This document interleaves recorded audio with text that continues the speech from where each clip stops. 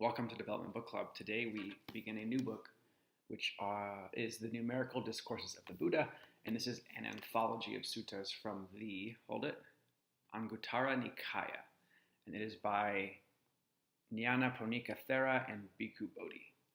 Bikkhu Bodhi, who is still alive and lives on the east coast of the United States. Bikkhu is the Pali term for monk, Bodhi meaning aware or knowledge, shorter version of bodhisattva. So he's saying he's like an awakened, perhaps, monk. And a quick note that this selection, according to the authors, is intended to provide this book is intended to provide a wide-ranged selection from this Anguttara Nikaya, or Numerical Discourses of the Buddha, which itself, the larger book, is 1,850 pages. Here we're looking at 300. Anguttara can mean increasing by a factor, being that each chapter here increases by one number. So this video will only cover the introduction, but as we go on, the next 11 chapters are about the book of ones, chapter 1s, 2s, 3s, up to 11. And this book and the larger one that it is drawn from, they were not organized with respect to any content or subject matter. They are organized with respect to number only. So therefore, I anticipate us jumping around from topic to topic a lot, and hopefully we can find something to sort of synthesize all of what's in here. And another reason that these things weren't initially written down was that from the time of the Vedas, Indian tradition has always insisted that sacred texts, because they're sacred, were to be learned by heart and not written down, which is, I thought, an interesting beginning.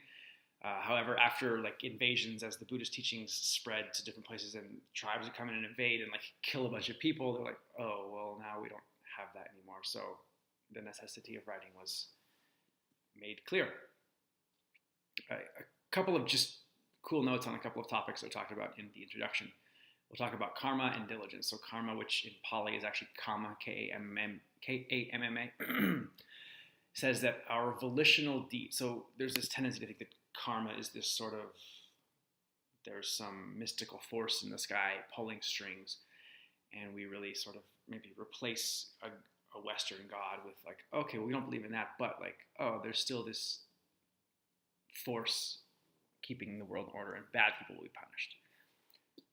Contrary to that, this says our volitional deeds, once performed, do not entirely disappear, but leave subtle deposits within the stream of consciousness, seeds with the potential to ripen and bear fruit. The law of Kamma, it must be stressed, operates autonomously. It is not administered by an almighty God.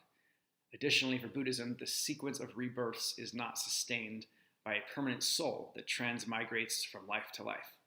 In fact, the Buddha holds that there is no substantial self standing behind experience even within a single existence. Rightly seen, a living being is a continually changing current of conditioned phenomena, a heap of formations. And further, a note on monastic training, even though this book and this channel really are not for monastics but for lay people. The Buddha prescribed a precise and rigorous discipline consisting of 3 stages of training for monastics, whose goal was the quest for nirvana, nibbana in Pali. 3 steps: higher virtue, higher mind, and higher wisdom. And these correspond to the Eightfold Paths section of the right action section, right mind, and right wisdom section. Virtue, concentration, and wisdom. One final note, and we will conclude.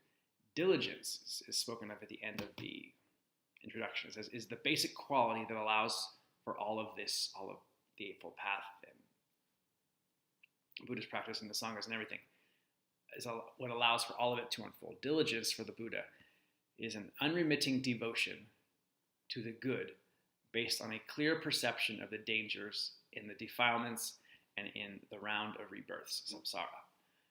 The Buddha praises diligence as the best of all the wholesome states, for it is the quality responsible for bringing all the other factors of training to completion.